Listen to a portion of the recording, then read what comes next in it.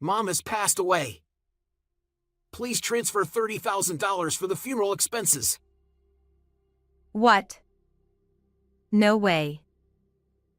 I was confused.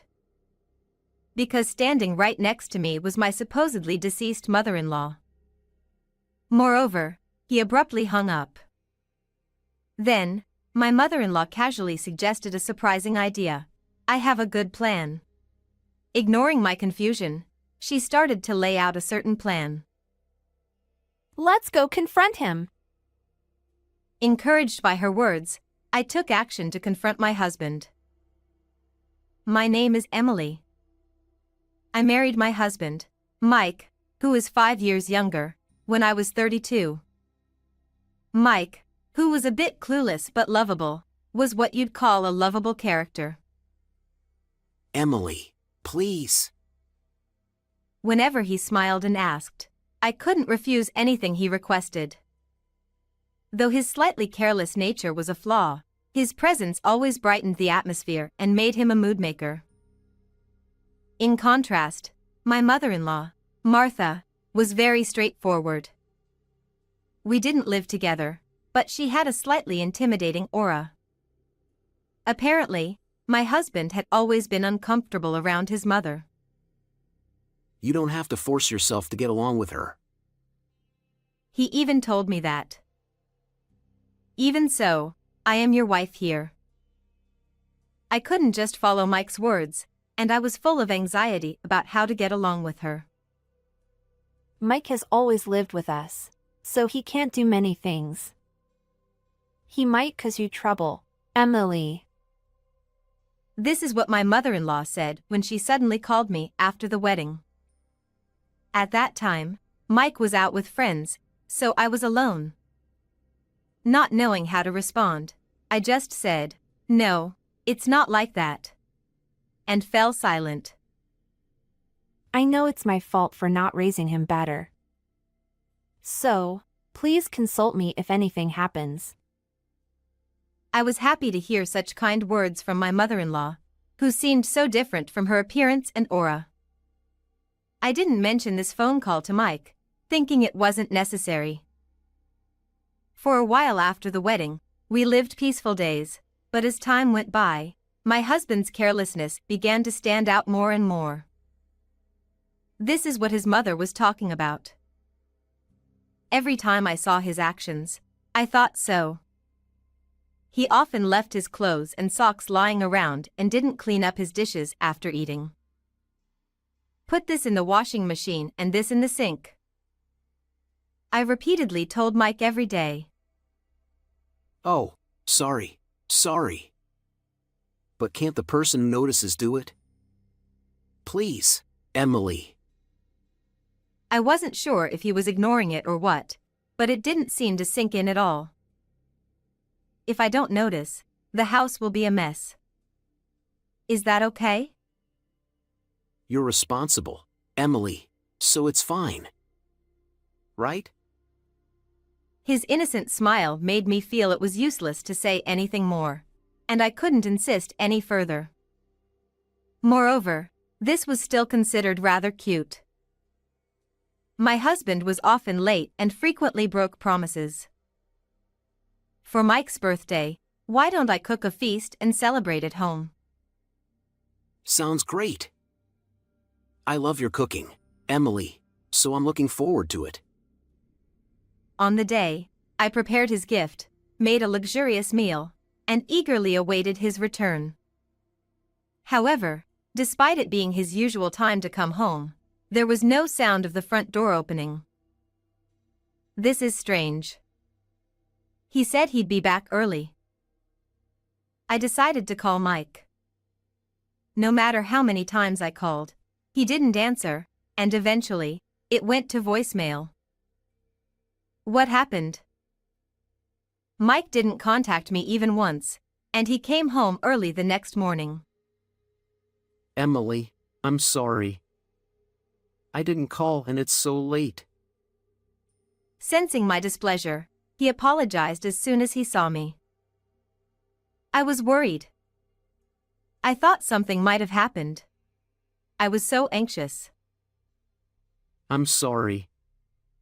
There was a problem at work, and I had to stay up all night. It was so busy I couldn't check my phone. If that's the case, I understand. Though I understood, I was still bothered by the fact that he couldn't even send a quick message. From now on, please at least send a text if you're going to be late. Got it? We agreed on that, but although he started messaging, his late returns became more frequent. Then, one day, I checked our joint savings account and noticed money was frequently being withdrawn. We had started saving together after getting married, and since I had a better income, I was the one who usually deposited more. Meanwhile, Mike's contributions were inconsistent, highlighting his carelessness once again. Hey, did you withdraw money from our savings? Well. Mike seemed to realize he was caught and avoided my gaze. When I pressed him, he admitted, actually, he needed money for a paid skill development course at work. Don't you think it's unfair to use it without asking? You should have discussed it with me. When I spoke sternly, Mike looked downcast. I thought I could repay it once the training was over and my salary increased. His hesitant explanation made me suspicious. Excuses again.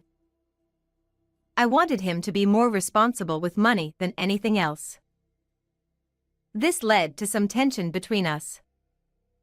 Around this time, I started focusing more on his negative traits.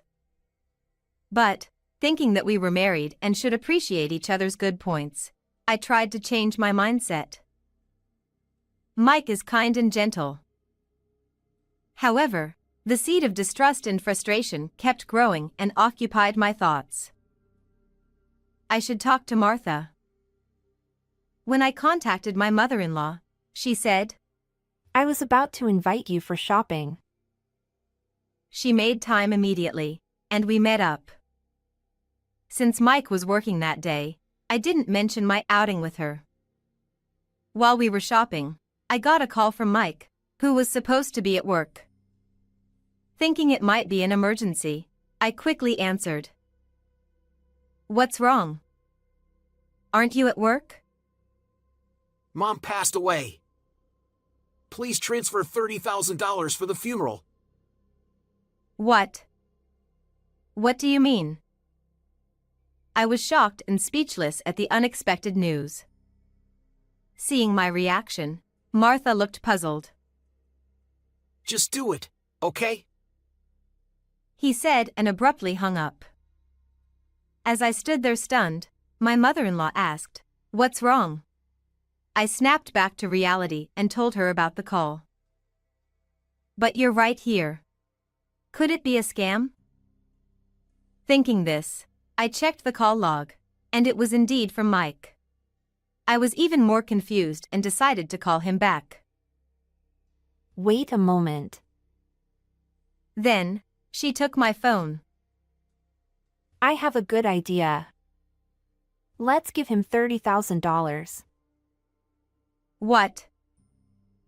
Martha casually said something surprising and began discussing a plan with me, despite my confusion. I see.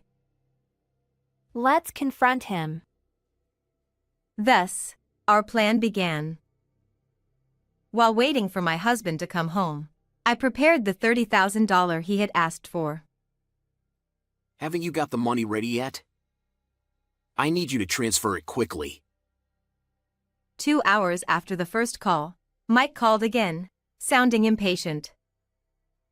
Sorry, it's a large amount, so I haven't gotten it yet. I should have it ready by tomorrow. Got it, just make sure you do. And I won't be home tonight because I'm meeting with the funeral director. Once again, he abruptly ended the call. Despite my concerns, I resumed my preparations calmly.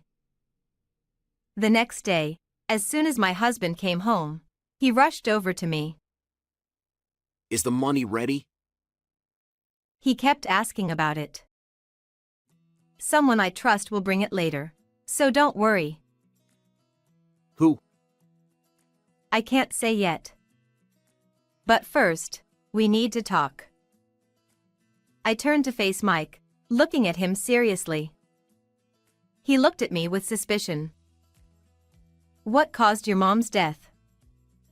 I want to see her and say goodbye. Emily, you shouldn't see her. It was an accident, and her condition is really bad. You'd be shocked. But I need to attend the funeral as her daughter-in-law. Even though I said this, he kept insisting I shouldn't, without providing any details. At that moment, the door between the living room and the adjoining room suddenly opened. Tell me what state I'm in. Standing there was my mother-in-law. Mom? Emily, what's going on? Wow, Martha. You came back to life. While I put on a theatrical act, Martha slowly approached Mike. Here's $30,000. I never thought I'd pay for my own funeral while alive. She handed him a heavy envelope, her eyes teary. Oh, thanks. I thought to myself, how stupid can he be, but kept it to myself. Martha also turned her face away from Mike for a moment, probably stifling a laugh. By the way, you used a good picture for my memorial photo, right? Yeah. Her intensity made Mike step back. Martha, wouldn't it be nice to have a clear picture like this? I quickly held out a photo. Yes, a picture where my face is clear. Wait, isn't this Mike? When Martha took the photo and looked closely, she was astonished. Yes, that's him. Who's the woman with heavy makeup next to him? She's Mike's mistress. It was a photo of Mike entering a neon-lit motel with a woman.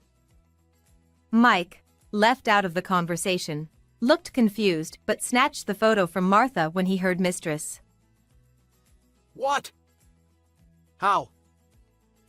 He muttered, but I ignored him and showed Martha another photo. Here's another one. Oh my!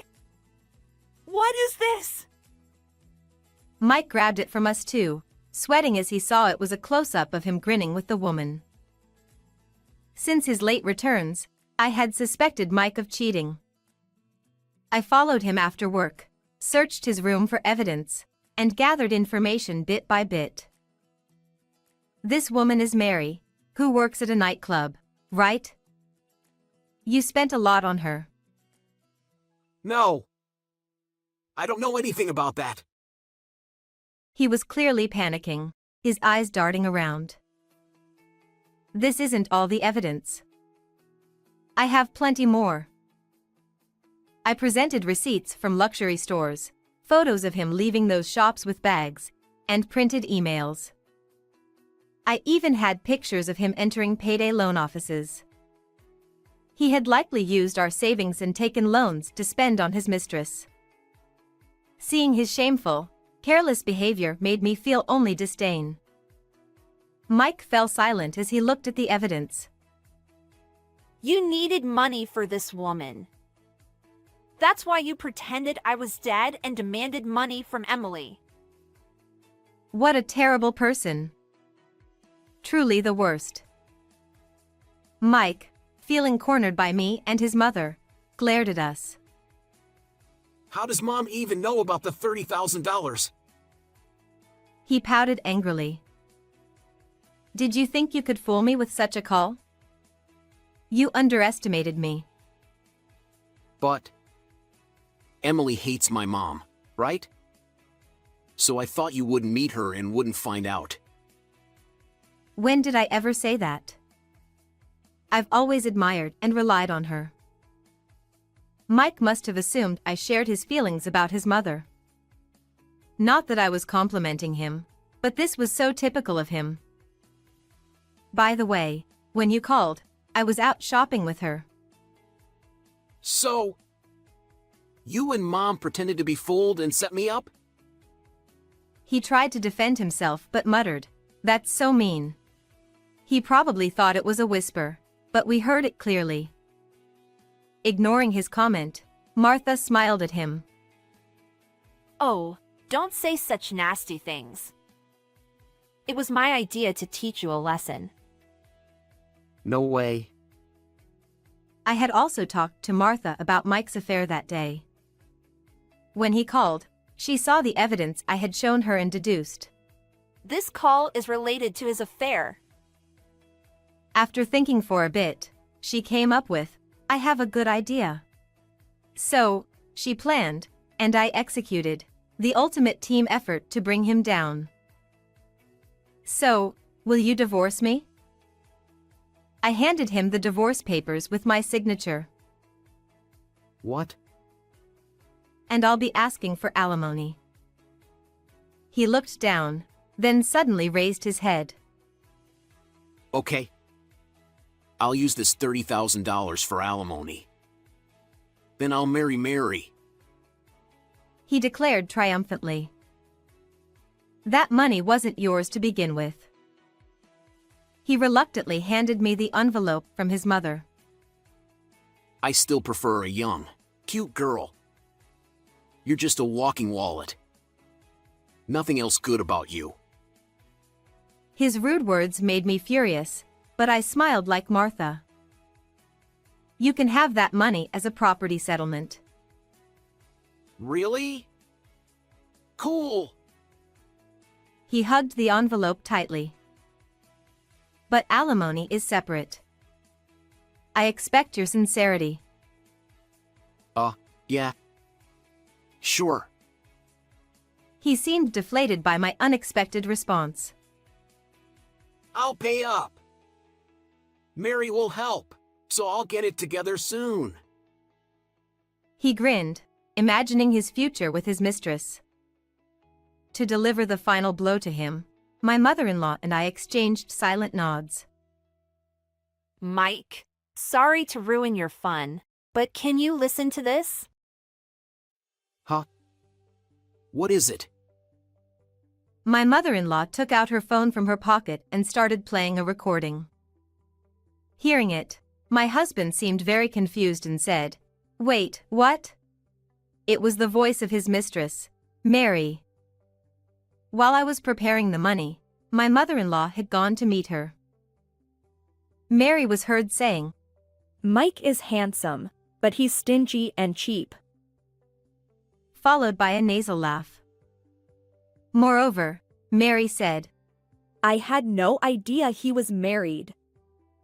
The physical chemistry was good, but a guy who cheats is the worst."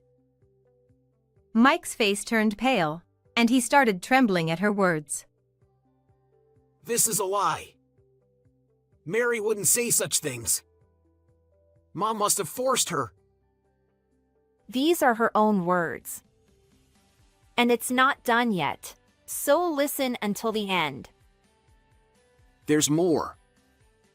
Maybe she's just pretending and will confess her love for me. His naive thoughts made both my mother-in-law and me smirk. Let's see. Hear for yourself. As my mother-in-law resumed the recording, Mike eagerly awaited the so-called love confession. But what came from the phone was, "I'm going back home to find a wealthy man through matchmaking." her cheerful voice said. Mike's expression changed drastically at those words. I had to stifle my laughter. This is reality. Got it? It's different from your fantasies. Mike's eyes welled up with tears as his mom delivered the final blow. Mom, this isn't true, right? Please say it's not. I'll tell you as many times as needed. It's reality. No way. How about coming with me to Mary now and convincing her? Are you stupid? It's over. Crying to his mother didn't help, and she cut him off sharply. He then turned to me, seeking sympathy. Emily, can you reconsider the divorce? After all this? Please. Emily, please? He clasped his hands and tilted his head in a pleading gesture. In the past, I might have given in to this, but I was fully awake now. Sorry for not being young. But I can't stay with a man who lies about his mother's death and cheats to spoil his mistress, I said, pushing Mike away. He muttered, "No way," and collapsed in a daze. Thinking it was over, my mother-in-law and I exchanged a handshake, but my husband suddenly stood up. I have to return it. Today's the last day. He shouted and rushed off with the $30,000 envelope. Wait, you need to check what's inside. My voice didn't reach him. Well, let it be. It'll be funny. True. My husband was probably heading to a payday loan office to pay off his debt. But the envelope contained a bundle of paper cut to the size of bills, prepared by me. It was a painstaking task, but necessary. I could imagine him panicking there, but it was no longer my concern. Later, we finalized the divorce. I demanded $20,000 in alimony for the affair. It seemed he had no money and had to borrow from another dubious lender to pay. He reportedly presented the bundle of paper at the first loan office, only to be thoroughly scolded when the contents were revealed. My former mother-in-law, Martha, also cut ties with him. When he cried, "Don't be mad over something like this," Martha replied, Your mother is supposed to be dead, right?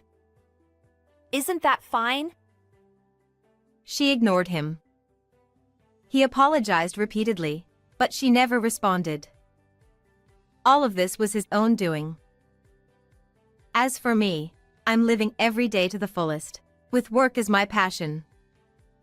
I'm striving to become the first female manager in my 30s at my company. I occasionally meet with Martha for lunch, sharing our updates like good friends. Looking forward to a long and fulfilling life ahead, I plan to live true to myself. How did you like this story? Please subscribe to my channel. See you in the next video. Can we talk for a moment afterward? Huh? Oh, yes. I'm sorry for keeping you. Please, have a seat here. At the stepchild school event, the homeroom teacher called me over. Please divorce your husband.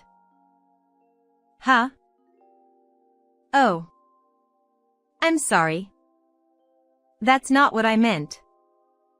Well, it's not that it's wrong, but that's not exactly what I wanted to say. Teacher, please calm down. I'll listen to what you have to say properly. I was taken aback by the unexpected words, but it seemed that the teacher was quite flustered and had just made a mistake in how to convey the message. I calmed the teacher down and listened to what they really wanted to say. Please listen calmly. Actually, your son. The teacher's words were shocking. I see, so that's why the request to divorce my husband. This was definitely information that required an immediate divorce. After hearing what the teacher said, I decided to proceed with the divorce. I am Iman. I am 38 years old and work as a nurse. I married Ezra, who is 6 years older and works in a company, 10 years ago. Now, we live together with our 12-year-old son, Sean. The fact that we are in our 10th year of marriage and our son is 12 years old is not because I gave birth before marriage. This is my first marriage, but my husband is a divorcee, and our son is his child from a previous marriage. It seems that the chance of a father gaining custody of a young child is about 10%. Nevertheless, my husband was able to gain custody of his son because the reasons for the divorce were his ex-wife's infidelity, mismanagement of money, and her lack of economic power as a stay-at-home mom. Indeed, I agree that it would be impossible to leave a child with such a mother.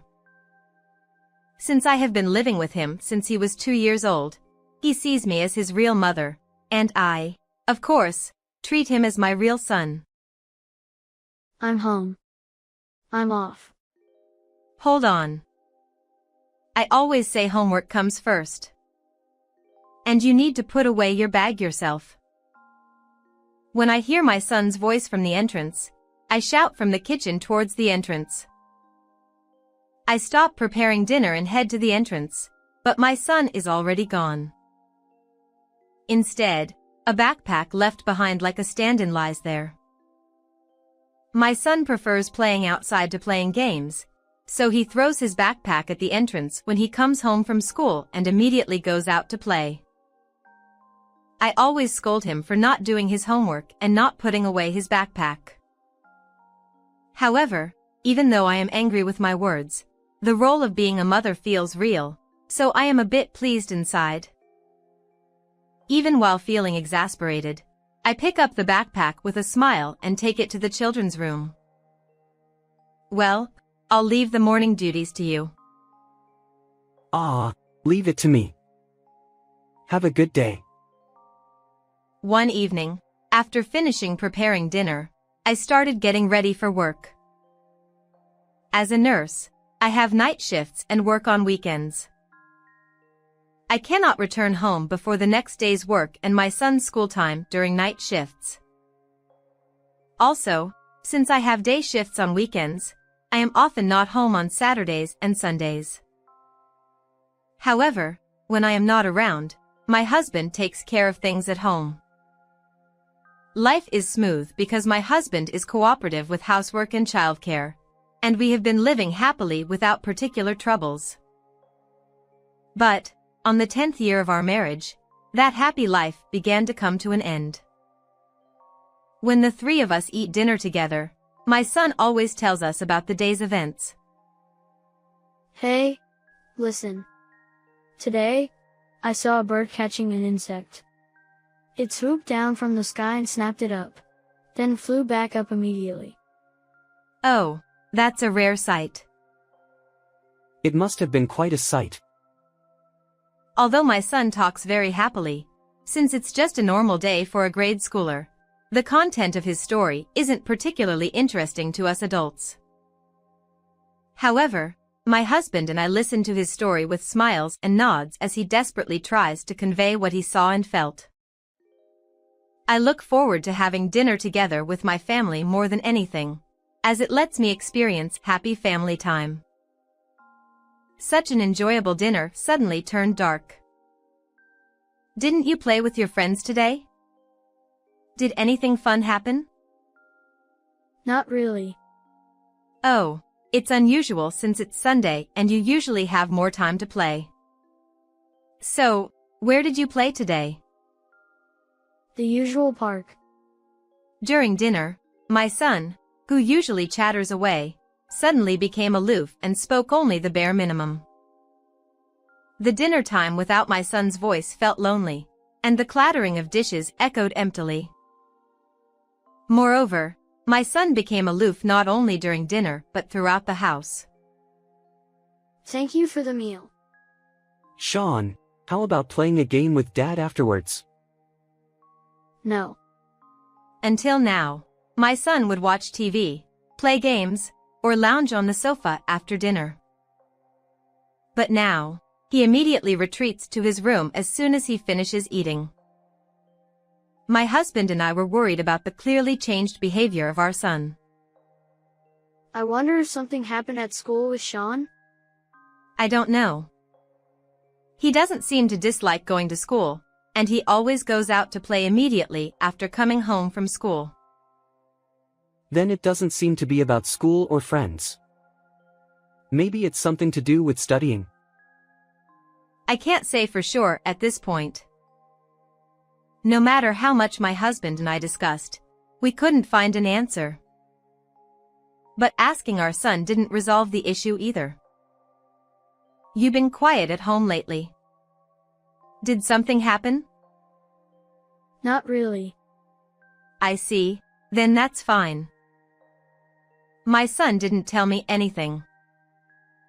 By the time he is in the 6th grade, it is natural for him to have things he doesn't want to share with his parents. However, he had always talked about everything with excitement before.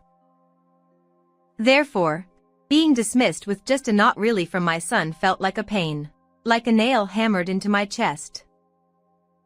I wanted to press him for a reason, but I thought that being too persistent might have the opposite effect. So, I decided to watch over him for a while. 10 days after my son's behavior changed. Hey, listen. Today, the teacher forgot her textbook in the staff room during class. I wonder how she planned to conduct the class. The homeroom teacher is quite young, right? It must be tough for her. You shouldn't laugh at someone's mistakes. My son, holding a bowl and chopsticks, continued talking without putting food in his mouth. His mood gradually improved after about a week. It seemed that the change in his behavior was temporary, and relieved, I listened to his stories with a more cheerful expression. Although I didn't know the reason, I felt relieved thinking that the problem was resolved.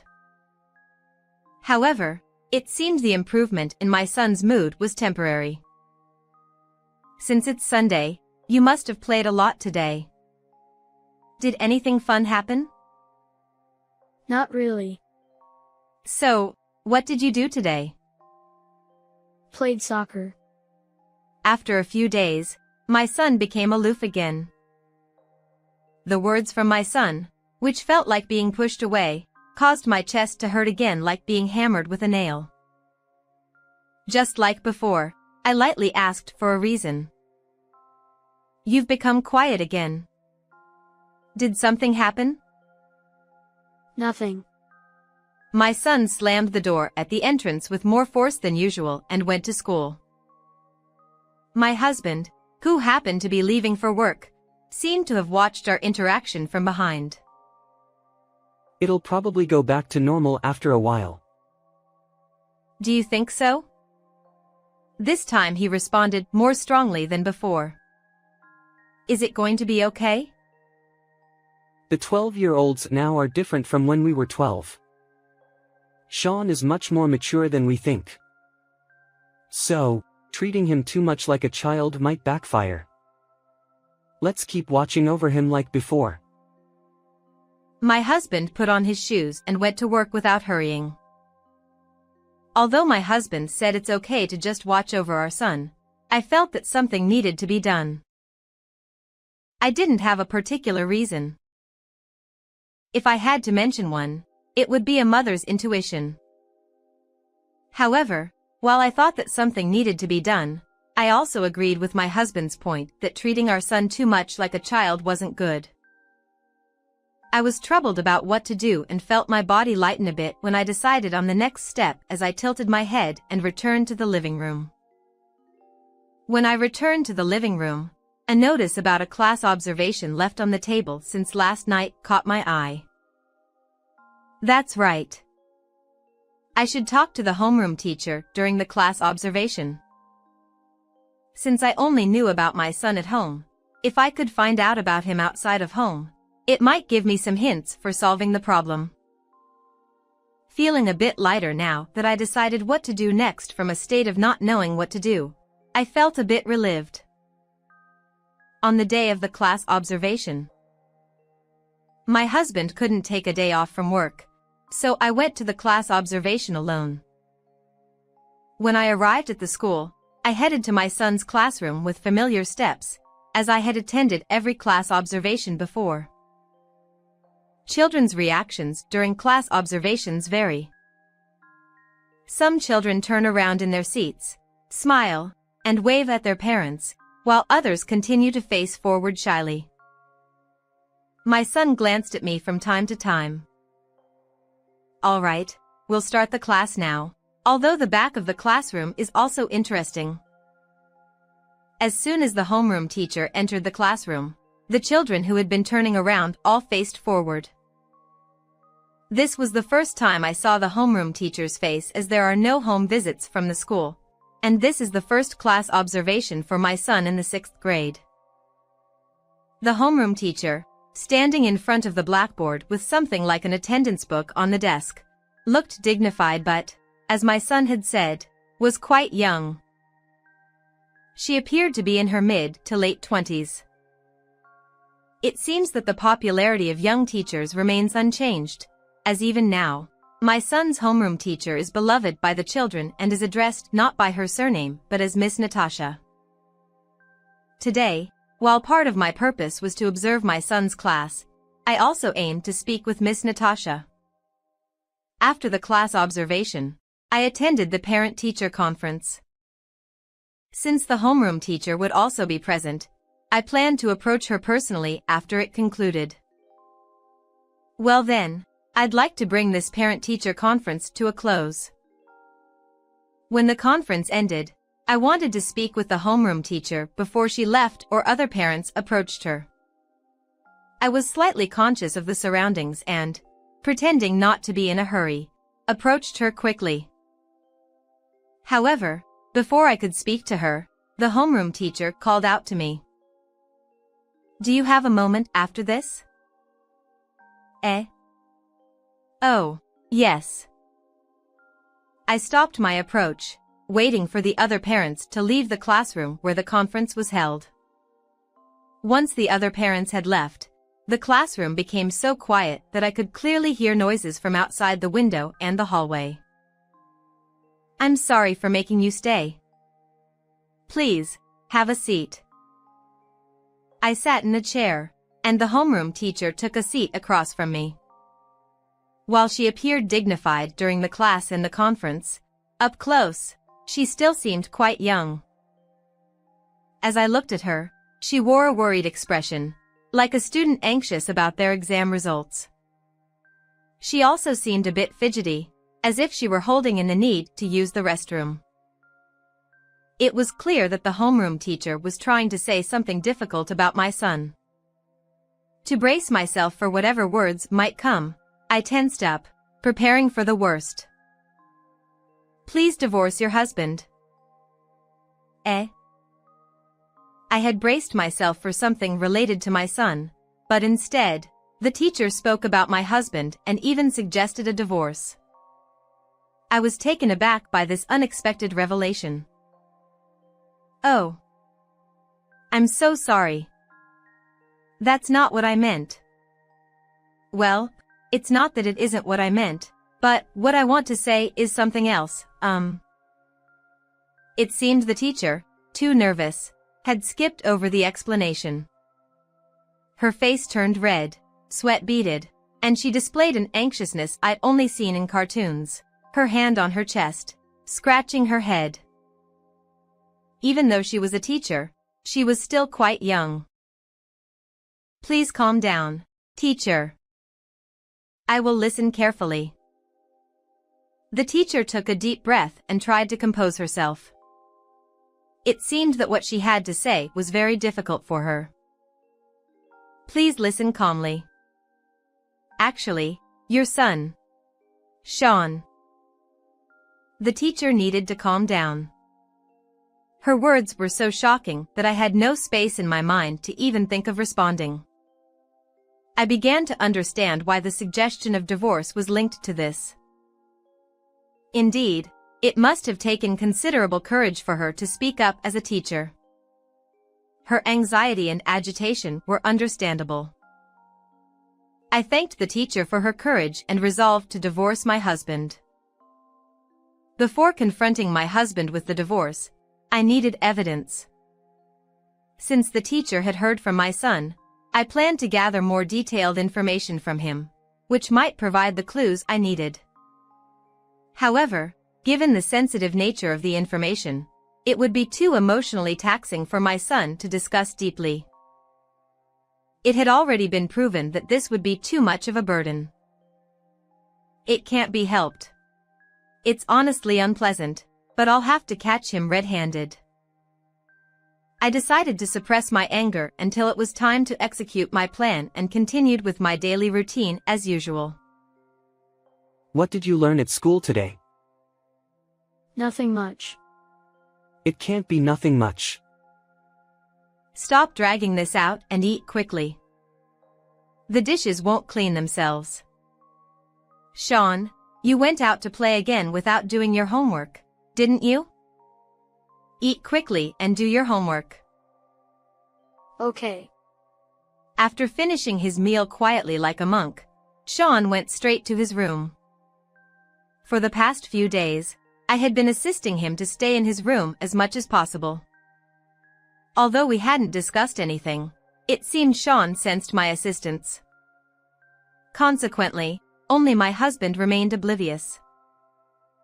As you said, Sean's mood hasn't improved much. It used to be about a week, but now it's been nearly 2 weeks. Yes. But it wasn't your idea? Sean is more mature than we think, so let's not treat him like a child. I agree, and let's observe a little longer. Is that really okay? My husband looked troubled, questioning whether our approach to Sean was truly correct. However, I wanted him to continue observing Sean as he was. In fact, I preferred him not to change his approach. As I washed the dishes, I silently wished for nothing to change, sending my unnoticeable intentions towards my husband. Whether my intentions reached him or not, the days passed without any change in my husband's behavior. Well then, I'm heading to work. Isn't today a day off after the night shift? There was someone at work who wanted to see the children's club match, so I swapped shifts. Since it's a daytime shift, I should be back around 7 p.m. as usual.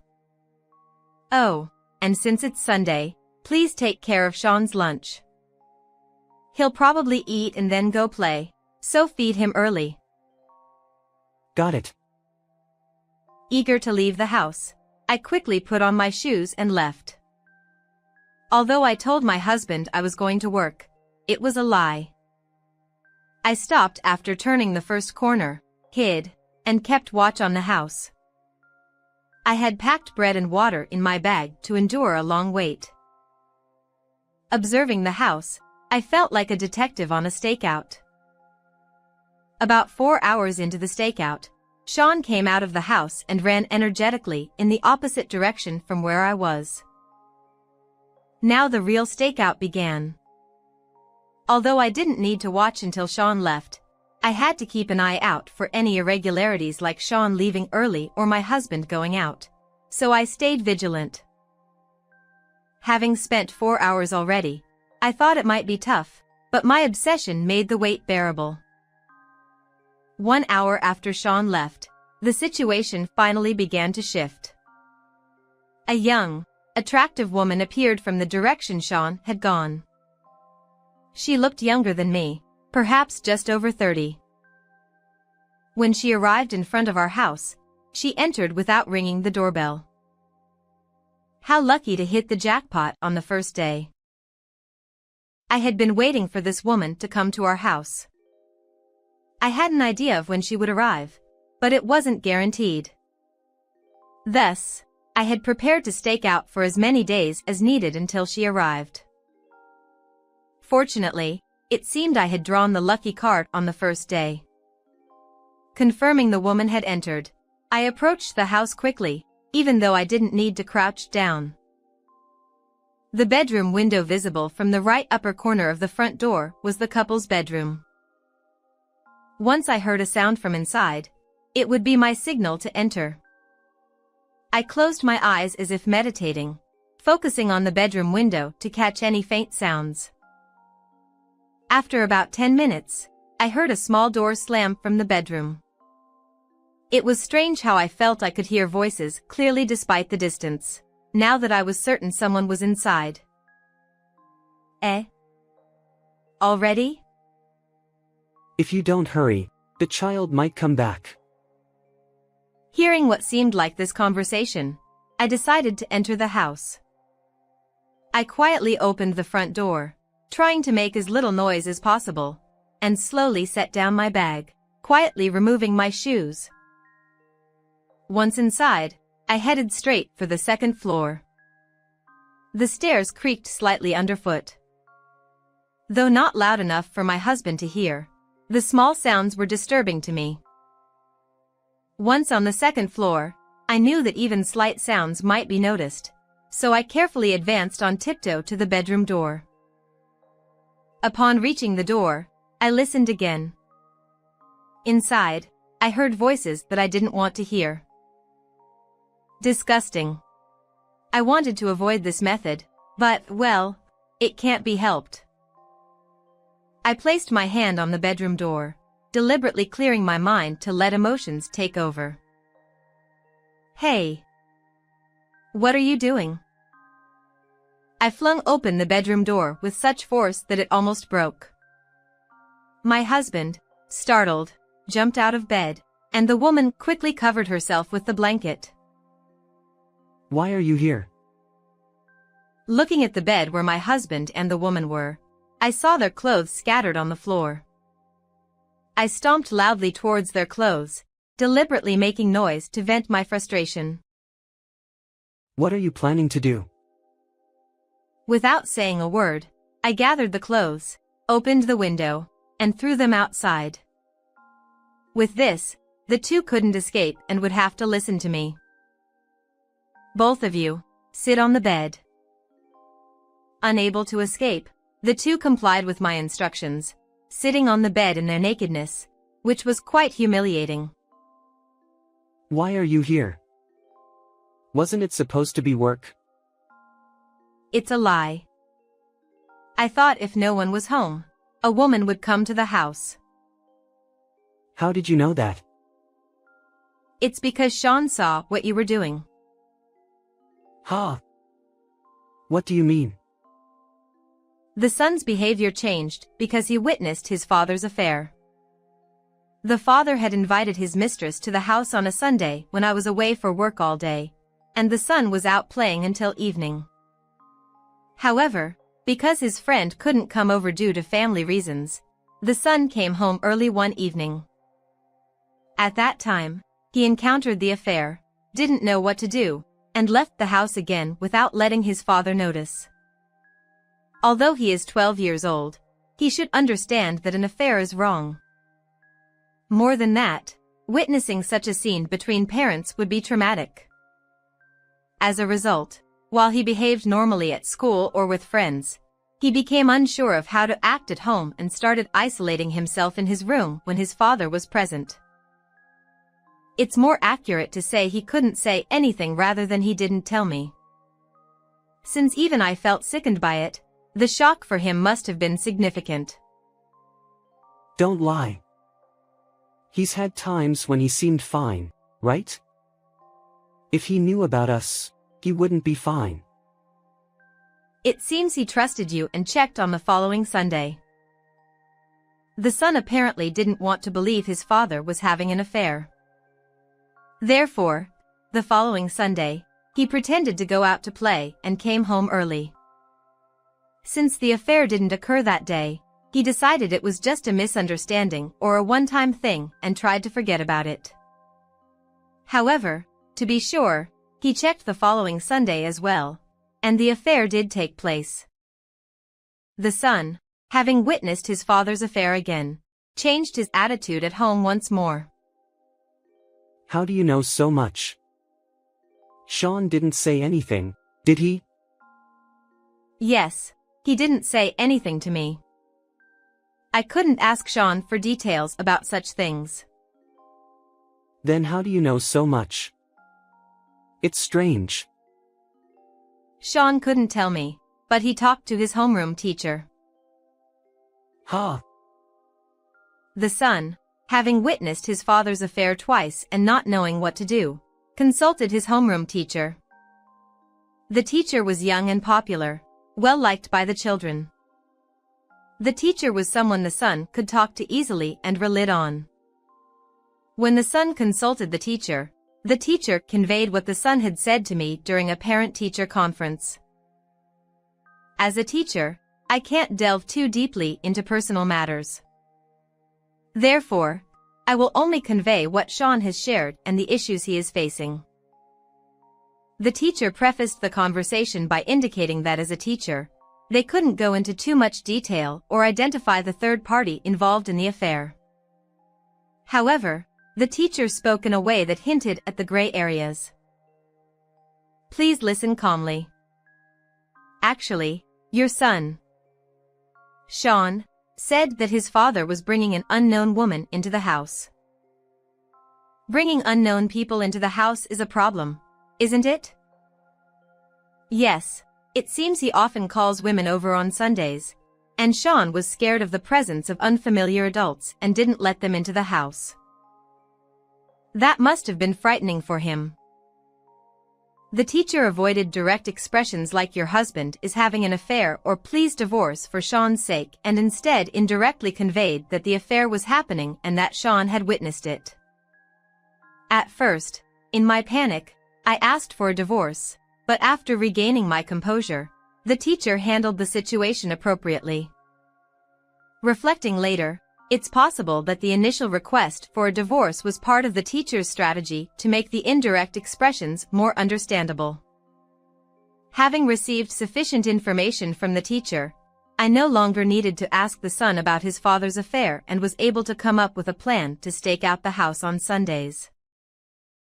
Since the affair was witnessed, we don't need any more evidence, right? Will you sign the divorce papers right now?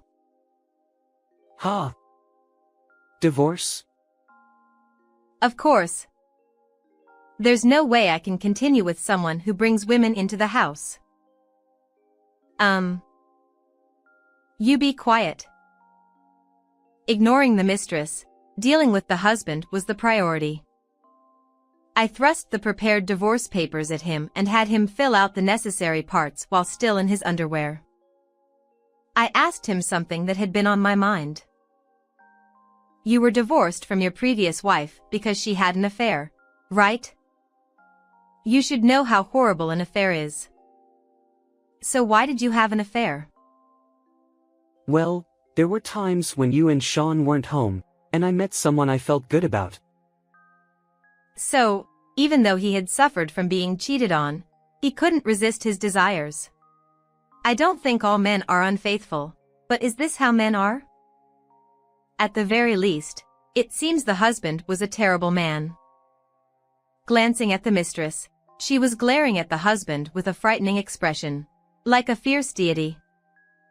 It was clear she had things she wanted to say, but she was holding back, fearing that speaking up would make me yell at her again.